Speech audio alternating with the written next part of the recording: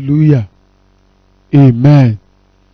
I want to welcome you again. And I know God Himself will surely bless you and take you to your promised land.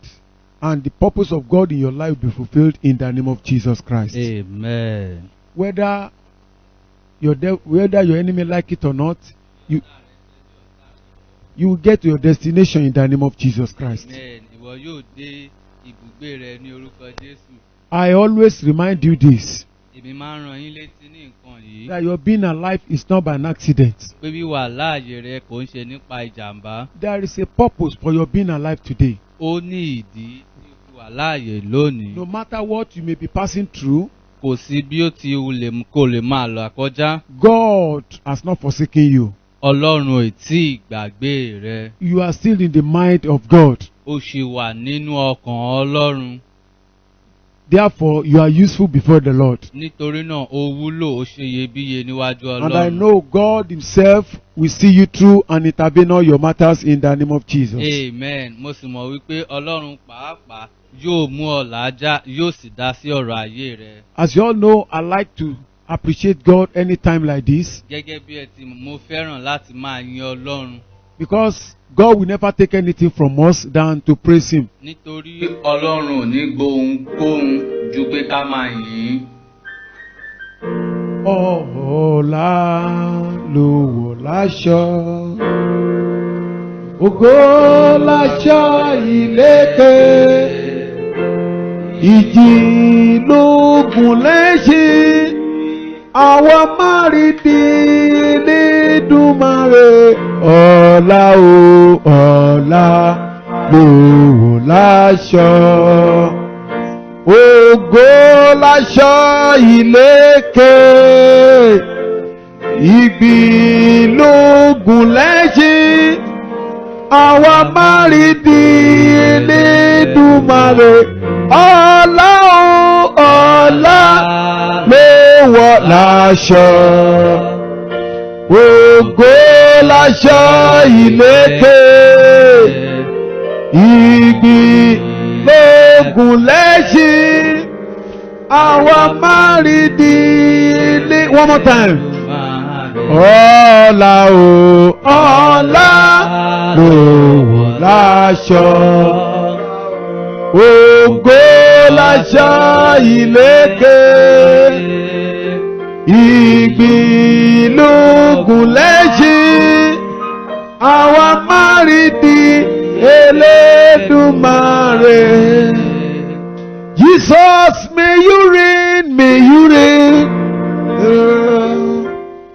Jesus, may you reign, may you reign. Yesterday you reign in my life. Today come and reign forevermore. Yesterday you reign in my life. Today come and reign forevermore. Jesus, may you reign, may you reign. Jesus, may you reign, may you reign. Yesterday He reigns in my life. Today come and reign forevermore. Yesterday you reign in my life. Today come and reign forevermore. Jesus, may you reign. Jesus, may you reign, may you reign. Jesus, may you reign, may you reign. Yesterday you reign in my life. Today come and reign forevermore. Yesterday you reign reign in my life. Today come and reign forevermore. Jehovah, you are the Most High. Jehovah, you are the Most High God. Jehovah, you are the Most High. Jehovah.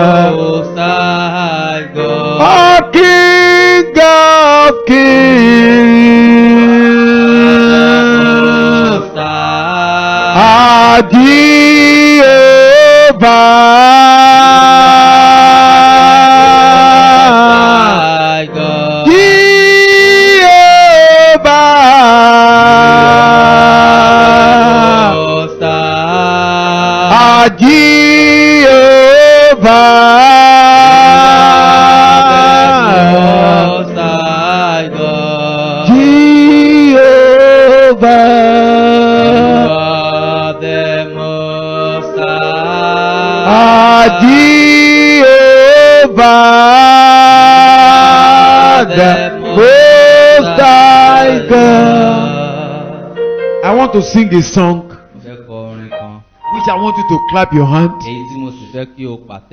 Do you know many hands have been amputated? Many legs have been amputated. But you still have your hand with you, your leg with you. Láàrin ọ̀pọ̀ ènìyàn gbórí mi sókè. Olúwa, Olúwa, gbórí mi sókè. Olúwa, gbórí mi sókè. Láàrin ọ̀pọ̀ ènìyàn gbórí mi sókè. Olúwa, gbórí mi sókè. Olúwa, gbórí mi sókè. Láàrin ọ̀pọ̀ ènìyàn gbórí mi sókè. Olúwa o, gbórí mi sókè. Olúwa, gbórí mi sókè. Láàrin ọ̀pọ̀ ènìyàn gbórí mi sókè. Two more times. Olúwa, wá gbórí mi sókè. Olúwa, wá gbórí mi sókè. Láàrin ọ̀pọ̀ ènìyàn gbórí mi sókè. Olúwa o, Olúwa, gbórí mi sókè. Olúwa, gbórí mi sókè. Láàrin ọ̀pọ̀ ènìyàn gbórí mi sókè. Láàrin ọ̀pọ̀ ènìyàn gbórí mi sókè. Ọ̀pọ̀ ènìyàn gbórí mi sókè. Amen. Amen. I know the Lord will exalt you among many peoples in the name of Jesus. Among non-count people, the Lord will elevate you and raise you up in the name of Jesus. Amen. Amen. Father, we thank you for this another opportunity. We thank you for your love, for your favor, for your grace, for your help over we, your children. Set our praises in the name of Jesus Christ. Lord, we want to go to your word. You are the word. Lord, speak your word into our lives in the name of Jesus Christ. Amen. Let your word change our lives for better in the name of Jesus Christ. Amen. This word will not stand against us in the day of judgment. Amen. In Jesus Christ's name I pray. Amen. If you are alive, you know you are alive. Shout hallelujah. Hallelujah. Amen. Amen. So turn with me in Acts chapter 3. Ìwé Iṣẹ́ àwọn Àpọ́stélì orí kẹta. Acts chapter 3. Iṣẹ́ àwọn Àpọ́stélì orí kẹta. I will read verse 4, 5, 6. Máa ka ẹsẹ̀ kẹrin, ẹsẹ̀ karùn-ún àti ẹsẹ̀ kẹfà. I'm reading those 3 verses now. Ẹsẹ̀ mẹ́ta yẹn mo fẹ́ kà báyìí. Acts chapter 3 from verse 4, 5, and 6. And Peter, fastening his eyes upon him with John, said, Look on us. Then Peter said, Silver and gold have I none, but such as I have give thee. In the name of Jesus Christ of Nazareth, rise up and walk. Amen. Amen. Amen. As read. Hallelujah. Hallelujah. Briefly, I want to speak on this topic. Rise up and walk. Dìde kí o sì rìn. Rise up and walk. Dìde kí o sì rìn. Rise up and walk. Dìde kí o sì rìn. Please, I want you to personalize it. Mo fẹ́ kí o pè mú ara rẹ. You will say it like this. Wàá sọ báyìí. I will rise up and walk. Èmi á dìde, màá sì rìn. I will rise up and walk. Èmi á dìde, màá sì I rìn. will rise up and walk. Èmi á dìde, màá sì rìn. As I have declared it, Bí o ti pàṣẹ rẹ̀. so shall it be for your life, for your family, for your generation to generation, in the name of Jesus Christ. Amen. Bẹ́ẹ̀ ni yóò rí fún ẹbí rẹ, ìran rẹ àti ìrandíran. Brethren, I want to say this. Ẹ̀yin ará mo fẹ́ sọ èyí. I know some of us, we are conversant with this area. Mo mọ̀ wípé púpọ̀ inú wa la mọ̀ nípa ọ̀rọ̀ yìí. Even some of us, we can read it offhand. Àwọn mìíràn tiẹ̀ ti lè kà á ní orí. Amen. Amen. But I want to bring something out here, Ṣùgbọ́n mo fẹ́ mú orun kan jáde ní ìyìn. and I know you'll be benefited from it. Mo sì mọ̀ wípé a ṣe ọ́ ní àǹfààní And it will dáadáa. change your life for better in the name of Jesus Christ. Amen. A sì yí ayé rẹ padà fún rere. When you really understand this place, Ní ìgbà tí òye bíbá yìí bá yé ẹ you have dáadáa. the understanding of this place, Ní ìgbà tí òye bíbá yìí bá yé ẹ you dáadáa. will discover that Wàá ṣàwárí rẹ̀ before wípé someone can utter this type of statement that rise up and walk, kí ènìyàn kó lè sọ gbólóhùn wípé dìde kí o máa rìn. you know something is happening or something has happened Wàá mọ̀ pé ohun kan ti ń ṣẹlẹ̀, ohun kan sì ti ṣẹlẹ̀. before the statement can be uttered. Kí gbólóhùn yẹn kó tó lè jáde. You know, Peter was speaking to a certain man at the beautiful gate. Pétérù ń bá arákùnrin sọ̀rọ̀ ní inú tẹ́ḿpìlì dáradára. A lame man from his mother's womb. Ẹni tí ó ti yarọ láti inú ìyá rẹ̀ wá. That means he has never walked before Ìyẹn ni wípé kò tí ì rìn rí. since he was delivered as a baby. Láti ìgbà tí a ti bí He gẹ́gẹ́ has bí ọmọ. never used his leg to walk. Kò tí ì fi ẹsẹ̀ rẹ̀ rìn rí. So he has never experienced the sweetness of walking. Kò tí ì jẹ́ adùn pé ènìyàn fẹsẹ̀ rìn rí. He has never experienced walking. Kò tí ì ní ìrírí pé à ń fẹsẹ̀ rìn. So something is lacking in his life. Ohun kan ó sọnù nínú ayé rẹ̀. And I decree to your life, Mo sì pàṣẹ sínú ayé that rẹ̀. good thing you lack, Ohun rere tí ò ní ni. that thing you lack, Ohun tí o pàdánù yẹn. that good thing you lack, Ohun rere tí ò ní shall be yẹn. restored in the name of Jesus Christ. Amen. A ó dá padà ní orúkọ Jésù. This man has never walked in his life before. Arákùnrin yìí kò tí ì fẹsẹ̀ rìn ní ayé rẹ̀ rí. So when Peter got there and John, Ní ìgbà tí Pétérù àti Jòhánù they débẹ̀, were going on their ministerial assignments. wọ́n ń lọ nínú iṣẹ́ ìránṣẹ́ wọn. And a day came, Ọjọ́ kan wá dé, you know they have been performing wonders. wọ́n ti ń ṣe iṣẹ́ ìyanu. But this man at the beautiful gate has never experienced wonders from them. Ṣùgbọ́n arákùnrin yìí kò tí ì rí ìrírí ìyanu rí lọ́dọ̀ And may wọn. I tell you this? Jẹ́ kí n sọ èyí This fún ọ. man was enjoying because he was enjoying the condition because he was receiving alms from people. Arákùnrin yìí ó ń gbádùn ipò tí ó wà nítorí ó rí ìtọrẹ àánú gbà lọ́dọ̀ àwọn ènìyàn. Amen. Amen. And remember this, Rántí èyí. alms he was receiving. Àwọn ọrẹ tí ó ń gbà. I know Mo mọ̀ wípé he might have been using it for something. ó lè ti máa fi ṣe ohun kan. And I know Mo sì mọ̀ wípé when he saw Peter and John, ní ìgbà tí ó rí Pétérù òun when he Jòhánù, saw them, nígbà tí ó rí wọn, he did not even think that they will give him another different thing that are different to alms. kò tiẹ̀ rò wípé wọ́n máa fún òun ní ohun mìíràn tó yàtọ̀ sí ọrẹ. Amen. Amen. This man at the beautiful gate, Arákùnrin tó wà ní ẹnu ọ̀nà dáradára yìí, according to the Bible, gẹ́gẹ́ bí Bíbélì ti sọ, that is at the beautiful place, but he did not enjoy the beautiful beauty, the beauty of that place. Ó wà ní ibi tó dára ṣùgbọ́n kò jẹ́ adùn dídára ibẹ̀.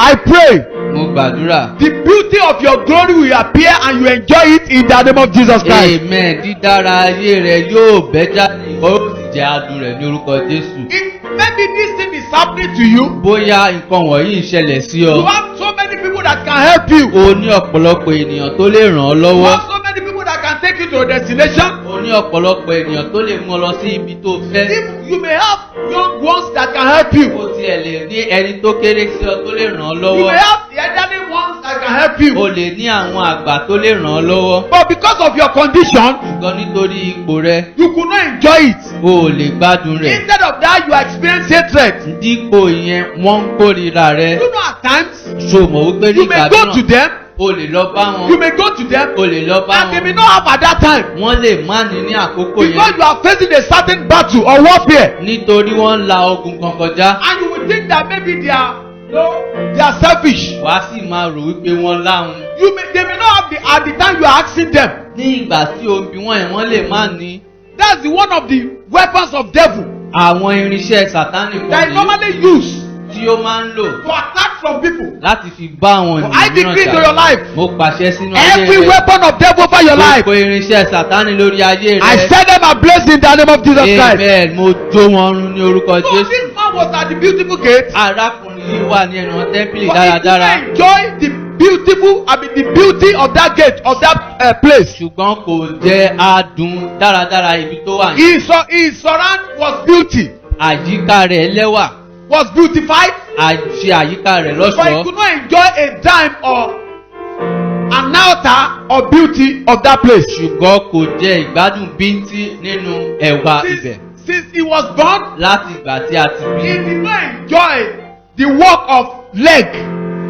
He did not enjoy the work of Kò leg. gbádùn rínrìn ti ẹsẹ̀. Hallelujah. So Hallelujah. a day came, Apostle Paul, Apostle John and Peter, they were passing by. Ọjọ́ kan dé àwọn àpọ́sítélì Pétérù wọn kọjá Jòhánù. When they got there, Ní ìgbà tí wọ́n he was débẹ̀, expecting alms from them. ó ń retí ọrẹ látọ̀dọ̀ He was wọn. expecting money from them. Ó ń retí owó látọ̀dọ̀ wọn. But Peter said, Ṣùgbọ́n Pétérù wípé silver and gold I have none. ó ní wúrà àti fàdákà èmi kò That sí. is, Ìyẹn ni wípé what he was expecting, they said they have none. ohun tí ó ń retí wọ́n ní pé àwọn ò ní. What he was expecting, they have none. Ohun tí ó ń retí wọn ò ní. He was expecting money. Ó ń retí He owó. was expecting alms. Ó ń retí owó. Because people have been giving him money. Nítorí àwọn ènìyàn ti ń fún ní owó. People are treating them in the wrong way. Àwọn èèyàn ti ṣàánú rẹ̀ ní ọ̀nà tí ó People are treating him in the wrong way. àwọn èèyàn ti ṣàánú rẹ̀. But a day came Ṣùgbọ́n ọjọ́ kan dé when Peter got there. ní ìgbà tí Pétérù He dé. said, listen, Ó ní gbọ́. I know you are expecting alms from me. Mo mọ̀ wípé òun retí ìtọrẹ àánú You are látọ̀dọ̀ expecting mi. alms from us. Òun retí ìtọrẹ àánú But látọ̀dọ̀ what mi. we want to give you now Ṣùgbọ́n ohun tí a fẹ́ fún ọ báyìí is greater than money. ó tóbi ju owó lọ. Things you will never forget in your life. Ohun tí ò ní gbàgbé nínú ayé Something that rẹ. will change your life for better. Ohun tí ó yí ayé rẹ padà fún rere. Something that will take you to your land. Ohun tí ò mú ọ lọ sí ilẹ̀ rẹ. Something that will beautify your life. Ohun tí yóò mú ọ tí yóò ṣe ayé rẹ lẹ́ṣọ̀ọ́. Something that will change your condition. Ohun tí yóò yí ipò rẹ padà. Something that will make you to get your destination. Ohun tí yóò mú ọ dé ibi ibùgbé rẹ. Something that will remove your reproach. Ohun tí yóò mú ẹ̀gàn rẹ kúrò. But this man was looking at them. Ṣùgbọ́n arákùnrin yìí ń wò wọ́n. He was looking at them. Ó ń wò wọ́n. He said, what are you talking? Ó ní kí lẹ̀ ń I'm sọ̀rọ̀. enjoying my place. Mò ń gbádùn ibi tí mo wà yìí. So many apostles, so many pastors they have passed this place. Ọ̀pọ̀lọpọ̀ àpọ́sítélì àti They gave me money. olùgbàbùgbà àkọjá wọ́n fún mi ní How could you owó. say you will give me something that different from alms? Báwo ni wọ́n ṣe wá sọ pé wàá fún mi ní ohun tó ju ìtọrẹ àánú lọ? Amen. Amen. He was looking at them. Ó ń wò wọ́n. And Peter said, Pétérù sì wí pé what I have ohun tí èmi ní is this. ní èyí. In the name of Jesus Ní Christ, orúkọ Jésù Kristi. arise and walk. Dìde kí o sì máa You rìn. know something happened. Ṣòwò kó kọ́ ṣẹlẹ̀. This man did not have faith Arákùnrin yìí kò ní ìgbàgbọ́. because he did not expect that from Peter. Nítorí kò retí èyí láti He was ọ̀dọ̀ expecting Pétérù. alms. ó retí ìtọrẹ So àánú immediately, when lẹ́sẹ̀kẹsẹ̀. Peter discovered that he did not respond to that faith, Nígbà tí Pétérù rí pé kò dáhùn sí ìgbàgbọ́ yẹn. when he discovered that Nígbà tí ó ṣàkíyèsí he did wípé not connect to that faith, kò darapọ̀ mọ́ ìgbàgbọ́ he yẹn. held his faith Ó ran ìgbàgbọ́ and he rẹ̀ held lọ́wọ́. his arm Ó gbá ọwọ́ and he rẹ̀. raised him up. Ó sì gbé And the ìdílé. Bible says, Bíbélì sì wí pé immediately lẹ́sẹ̀kẹsẹ̀ this man started walking. ọkùnrin yìí bẹ̀rẹ̀ sí ní. He arose, Ó dìde. and I decree Mo sì pàṣẹ in rẹ̀ any condition nínú ipòkípò that have paralyzed your tí life, ó ti yà ọ́ lárọ. I decree, Mo pàṣẹ rẹ̀. arise and walk. Dìde kí o sì máa Arise and walk. Amen. Dìde kí o Arise sì- and walk. Amen. Arise and walk. Amen. Arise and walk. Amen. Amen. Amen. Listen to this. Gbọ́ èyí. Your own may be ailments. Títí ẹ lè jẹ́ àìlera. Your own may be ailments. Tí ẹ lè jẹ́ àìlera. Your own may be disease. Tàbí àìsàn. Àrùn. Àrùn. Your own may be disease. Tí ẹ lè jẹ́ àrùn. Your own may be physical sickness. Tí ẹ lè jẹ́ àìsàn tí à ń fojú rí. Your own may be spiritual sickness. Tí ẹ lè jẹ́ àìsàn ti ẹ̀mí. Your own may be business lameness. Tí ẹ lè jẹ́ pé iṣẹ́ rẹ ti yarọ. Yes. Your own may be failure. Tí ẹ lè jẹ́ ìkùnà. Your own may be joblessness. Tí ẹ lè jẹ́ àìníṣẹ́. Your own may be disappointment. Tí ẹ lè jẹ́ ìjánikulẹ̀. Your own may be promise and fail. Tí ẹ lè jẹ́ pé kí ṣe ìlérí kó máa yẹ̀. Your own may be barrenness. Tí ẹ lè jẹ́ àgàn. Your own may be pains. Tí ẹ lè jẹ́ ìrora. Your own may be nightmare. Tí ẹ lè jẹ́ àlákàlà. Your own may be retrogression. Tí ẹ lè jẹ́ ìfàsẹ́yìn. Your own may be warfare from enemies. Tí ẹ lè jẹ́ ìdojúkọ láti ọ̀dọ̀ ọ̀tá. All what you may be passing through. Ohunkóhun tó lè máa là kọjá. Now, Nísìnyí, I don't have money to give you. mi ò ní owó láti fún ọ. According to the apostle of John and Peter. Gẹ́gẹ́ bí àpọ́stélì Jòhánù òun Pétérù. But what I want to give now is powerful than money. Ṣùgbọ́n ohun tí mo fẹ́ fún ọ báyìí ó lágbára ju owó It's lọ. powerful and greater than money. Ó lágbára ó sì ga ju And owó lọ. that is this. Èyí sì ni In èyí. the name of Jesus Ní Christ, orúkọ Jésù. you will arise and walk. Amen. Ìwọ yóò dìde ó sì rìn. Arise and walk. Dìde kí o rìn. In that ailment, Ní ibi àìlera yẹn. arise and walk. Dìde kí o rìn. In that physical sickness, Nínú àìsàn tá a fojú rí yẹn. arise and walk. Dìde kí o sì In rìn. that spiritual sickness, Nínú àìsàn ti ẹ̀mí yẹn. arise and walk. Dìde kí o rìn. In that business lameness, Nínú òwò tó yarọ yẹn. arise and walk. Dìde kí o rìn. In that failure, Nínú ìjákulẹ̀. arise and walk. Dìde kí o rìn. In that joblessness, Nínú àìníṣẹ́ yẹn. arise and secure job. Dìde kí o lọ gba iṣẹ́. In that disappointment, Nínú ìjánikulẹ̀. arise and walk. Dìde kí o rìn. In that promise and fail, Nínú ìlérí kó come máa out jẹ. and walk. Jáde kí o sì máa In that rìn. barrenness, Nínú àgọ́ I yẹn. change it to Ó fruitfulness. mú ọ lọ sí ìso In èso. that pains, Nínú ìrora I yẹn. stop it right Mo now. dáwọ́ rẹ̀ dúró In that báyìí. nightmare, Nínú àlákàlà I yẹn. stop it right Mo now. dáwọ́ rẹ̀ dúró In báyìí. that Nínú retrogression, ìfàsẹ́yìn I yẹn. stop it right Mo now. dáwọ́ rẹ̀ dúró In báyìí. that Nínú warfare, ogun jíjà ni. I stop it right Mo now. dáwọ́ rẹ̀ dúró báyìí. Amen. Amen. I don't know the type of your ailments, Mo ò mọ irú ìrora tí o lè máa là kọjá. but what I believe and what I know, Ohun tí mo gbàgbọ́ tí mo sì mọ̀ ní èyí. a name has been given unto him. A ti fún wa ní orúkọ kan. In the name of Pé Jesus, ní orúkọ Jésù. every knee must Kí bow. gbogbo eékún kó máa wólẹ̀.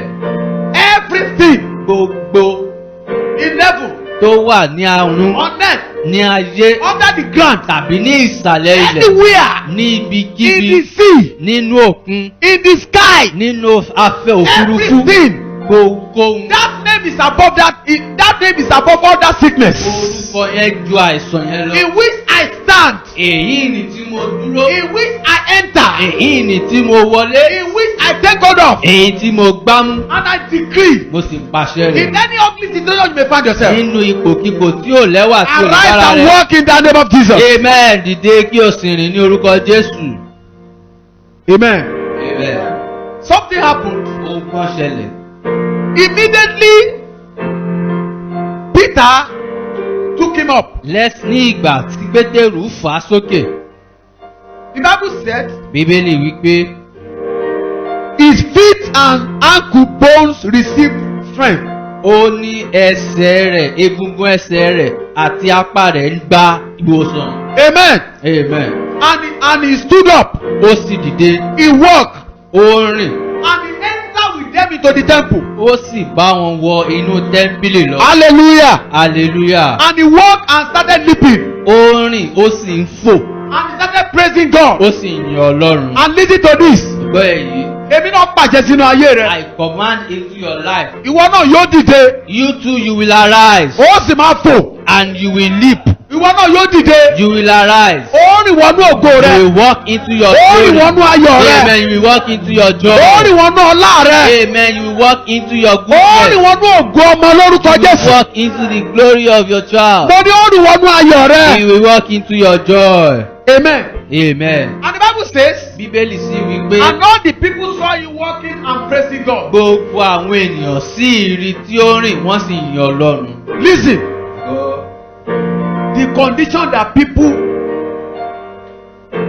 using to mock you Ipò tí àwọn ènìyàn fi ń gàn ọ́ today, lónìí. I change it right now, Mo yí i padà. and people will celebrate with you. Àwọn èèyàn á sì bá ọ yọ̀. Bọ́ látòní lọ, Listening from today ipò henceforth. tí o wà tí aráyé fi ń yọ̀ ọ́ yẹn, That position you are that people are making mockery of you. ohun tí ò ń là kọjá tí aráyé fi ń yọ̀ ọ́, That thing you are passing through that people are making mockery of mo you. pàṣẹ lórúkọ I Jésù. command in the name of Wọ́n Jesus. péjọba ọyọ̀ lórúkọ Jésù. Amen. They will rejoice with you. Ogun tó dì mọ́, The battle that has attached itself to you. ogun tó dì mọ́, The warfare that has attached itself to tí ayé you. fi ń yọ̀ ọ́. That people are using to mock you. Olónìí ó yá kó sọ̀rọ̀ ogun Ọlọ́run. Amen. Today they will speak of the glory of God. Listen to this. Gbọ́ èyí.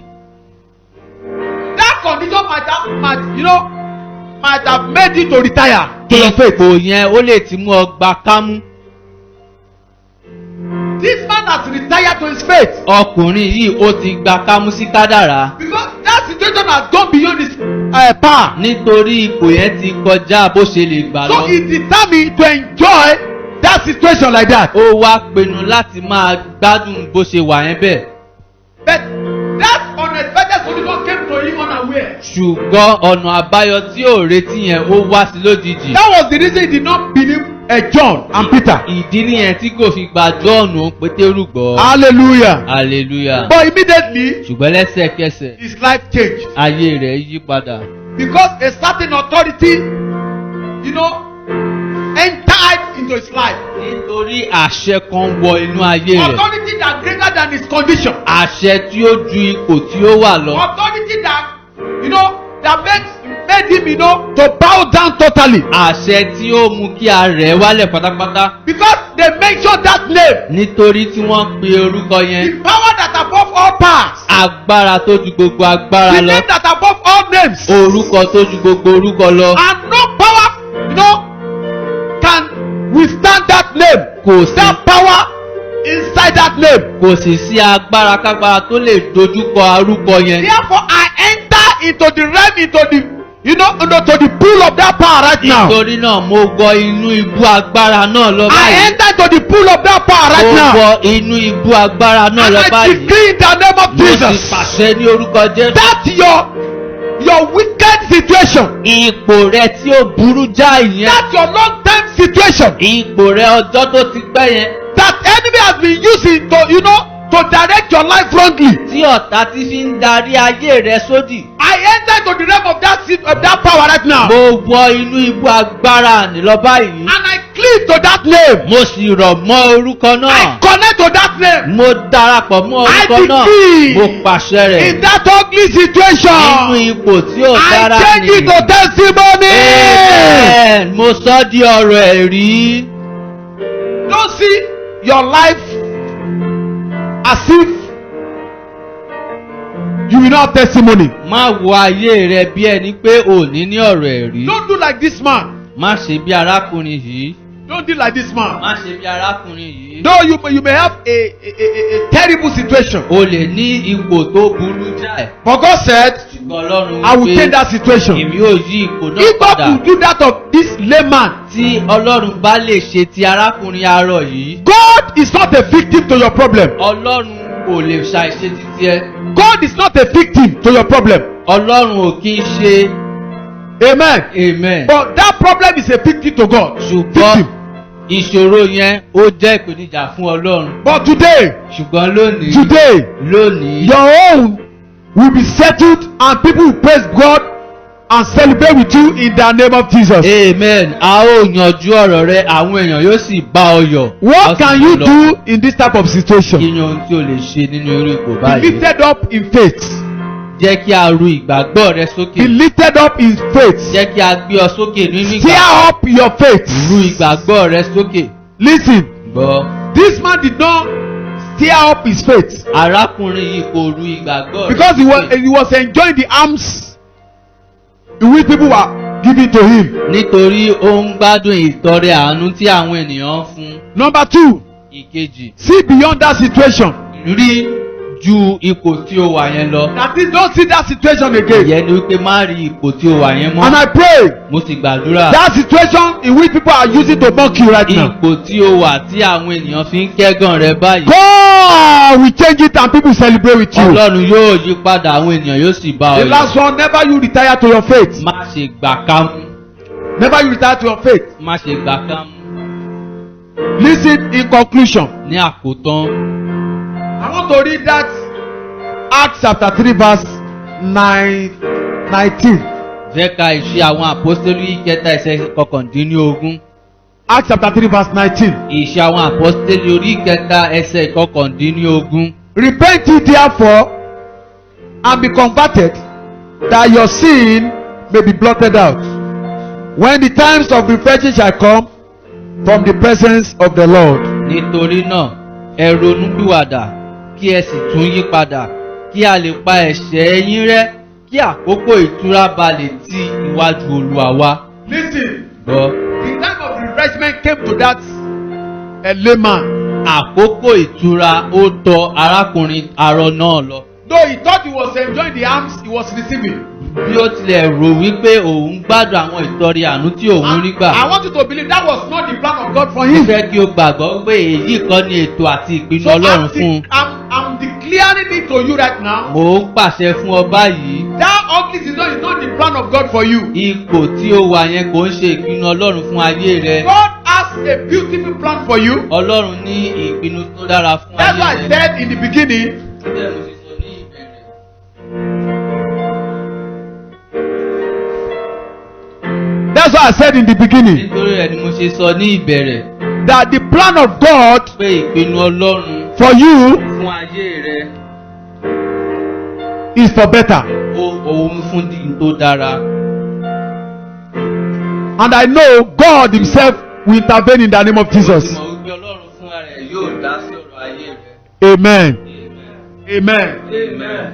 Amen. Amen. So what you need is to repent. ohun tí o ní ni láti ronúpìwàdà. You have to repent. o ní láti ronúpìwàdà. And when you repent ní ìgbà tó bá ronúpìwàdà. from your sinful way, kúrò nínú ẹ̀ṣẹ̀ rẹ. from your sinful way, kúrò nínú ẹ̀ṣẹ̀ rẹ.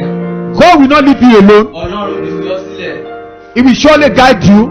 yóò darí rẹ. He will surely see you through. yóò mú ọ làájá. And God will be with you. Ọlọ́run á sì wà pẹ̀lú rẹ. Abstain totally from sin. jà pátápátá kúrò nínú ẹ̀ṣẹ̀. Because all these I've mentioned nítorí gbogbo àwọn ohun tí mo ti dárúkọ yìí. that you are passing through tí ìwọ ń là kọjá is just yìí. for a while. ó kọ́ wà fún ìgbà But there is a díẹ̀. place for you, ṣùgbọ́n ibì kan wà fún ọ. eternity, ayérayé. where you will enjoy your life forever. ní ibi tí ìwọ yóò gbádùn ayé rẹ. No time limit. kò sí wípé àkókò ń But lọ. on this earth, ṣùgbọ́n nínú ayé you have yìí limitation of time. a ní ìdíwọ̀n àkókò. You have a limitation of time. a ní ìdíwọ̀n ti And you are a àkókò. sojourner on earth. o sì jẹ́ arìnrìn-àjò You have nínú a place ayé. that you are going. o ní ibi kan tí ìwọ ń There will lọ. be no any interruption of NEPA or kò anything. ní sí wípé iná kùnà kò sí Nobody nẹ́pà. will disturb you, but angel of God will be your messenger. kò sí ẹni tí ó jẹ́ ẹlẹ́nu áńgẹ́lì olúwa ni yóò máa And ṣiṣẹ́ there ìránṣẹ́ will fún be ọ. no any disturbance. kò sì ní sí ẹnikẹ́ni tó But you dá ọ will continue to láàmú. enjoy yourself. ṣùgbọ́n wàá máa gbádùn ara But before rẹ. you can go there, kí o tó lè lọ you síbẹ̀. must abstain totally from o sinful ways. gbúdọ̀ yà kúrò nínú And ipa accept ẹ̀ṣẹ̀. Jesus as your Lord and Savior. kí o sì gba Jésù Kristi gẹ́gẹ́ If bí you olúwa have tó gbàlà accepted rẹ. Jesus as your Lord and Savior, tí o bá ti gba Jésù bí olùgbàlà And you tó are still olúwa rẹ. committing sin. tí o sì ń dẹ́ṣẹ̀. probability of losing that kingdom eternity is there. a ó ṣeé ṣe kí o pàdánù ìjọba yẹn ní ayérayé. Abstain from sin. Jà kúrò nínú And you will know God will not disappoint wàá you. sì mọ̀ pé Ọlọ́run ní já I ọkọ decree rẹ̀. again. Mo pàṣẹ rẹ̀ lẹ́ẹ̀kan. You will arise and walk in the name of Jesus. Amen. Ìwọ yóò dìde wàá sì rìn ní May the Lord bless the message. Kó lo àkókò kún ọ̀rọ̀ rẹ̀. I just want to pray a prayer for you. Mo kàn fẹ́ gbàdúrà kan fún ọ ní. Or please stretch forth your hands. Jọ̀ọ́ tẹ ọwọ́ rẹ sí iwájú. Father, in the name of Jesus, I decree into your life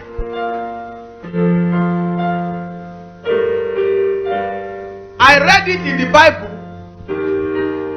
when when Peter declared in the name of Jesus. Ní ìgbà tí Pétérù pè ní orúkọ Jésù, Immediately the authority lẹ́sẹ̀kẹsẹ̀ àṣẹ worked in the life of this layman. ó ṣiṣẹ́ nínú ayé arákùnrin arọ yìí. Therefore, I enter into that authority right now. Nítorí náà mo wọ inú àṣẹ náà lọ I báyìí. enter to the power of that name that above all names. Mo wọ inú agbára orúkọ tó ju gbogbo orúkọ And lọ. that in the name of Jesus Christ. Pé nínú ní orúkọ Jésù. What you are passing through that did not give you joy. Ohun tí ò ń là kọjá tí ò fún ọ ní ayọ̀. That makes you to weep all the time. Tí ó mú kí o máa sunkún ní gbogbo I ìgbà. decree. Mo pàṣẹ rẹ̀. You will arise and walk. Àmín. Ìwọ ó dìde ó sì rìn. That situation, I terminate that the plan, the season of that ugly situation in your life in the name of Jesus Christ. Amen. Mo fi òpin sí àkókò ìṣòro tí ò dára nì nínú ayé Ohun rẹ. tó ń là kọjá lọ́wọ́lọ́wọ́ yẹn. What you are passing through right now. Mi ò fẹ́ mọ ohun tó jẹ́. I don't want to Ṣùgbọ́n know mo what tó lórí it is. orúkọ Jésù But I Kristi. stand upon the name of Jesus. Mo wọnú agbára náà lọ. I enter into the power. And I speak from that power. Mo sì sọ̀rọ̀ láti inú agbára mi Gbogbo jáde. ìṣòro tó ń là kọjá. Every trouble you are passing through Kó sọ pé òun pa ọ́ lẹ́nu mọ́. that is saying to keep you short. Ìṣòro yẹn kó jóná lórúkọ Jésù Kristi. Amen. That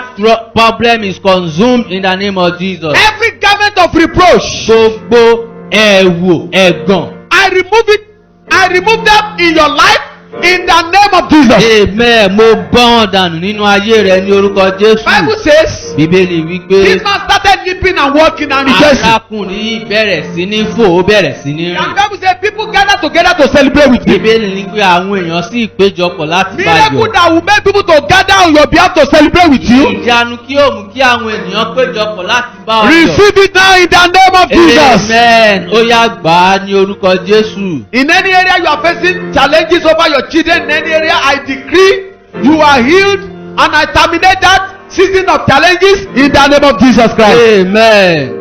So shall it be. Amen. In Jesus Christ's name we pray. Amen. Amen. Amen. In Jesus Christ's name. Amen. Don't see that situation again.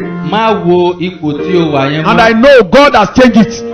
Mo sì mọ̀ wípé Ọlọ́run ti yí padà. And you will be celebrated with. A ó sì bá ọ yọ̀. By the grace of God, we are meeting on Saturday by the grace of God. Nípa oore ọ̀fẹ́ Ọlọ́run, a ó pàdé ní ọjọ́ And I Sátọ̀dé. know testimony of this week will not elude you in the name of Mo Jesus. sì mọ̀ wípé ọ̀rẹ́ rí ti ọ̀sẹ̀ yìí kò ní fò ọ́ ru. So, today is your day. Òní jẹ́ ọjọ́ rẹ. Weep no more. Má ṣe sunkún mọ́. It is well with you. Ó ti dára My fún name is ọ. Pastor Adebayo Timothy. And I know testimony will jam-pack your life in the name of Jesus. Mo sì mọ̀ wípé ọ̀rọ̀ ẹ̀rí yóò kún inú ayé rẹ ní orúkọ Jésù. With God, all things are possible. Pẹ̀lú Ọlọ́run, ohun gbogbo ní ṣíṣe. It is well with you. Ó ti dára fún ọ. Father, we thank you for the title you have helped us. We want to appreciate you because you are our God indeed. Set our praises in the name of Jesus Christ. Amen. Lord, I pray for your people. You will continue to move from glory to glory. You continue to move from success to success. In the name of Jesus Christ. Amen. This month, your obituary will not be pasted in the name of Jesus Christ. It is well with you. Now may the grace of our Lord Jesus Christ, Amen. the love of God, Amen. and the communion of Holy Spirit Amen. abide with us now till Jesus comes back again. Amen. Amen. Amen. In Jesus' name. Amen. Fear not, for the Lord will do great things for us. Fear not, for the Lord will do great things for us. Fear not, for the Lord will do great things for us. Amen. Hallelujah. Hallelujah. Hallelujah. It is well with you. God bless you.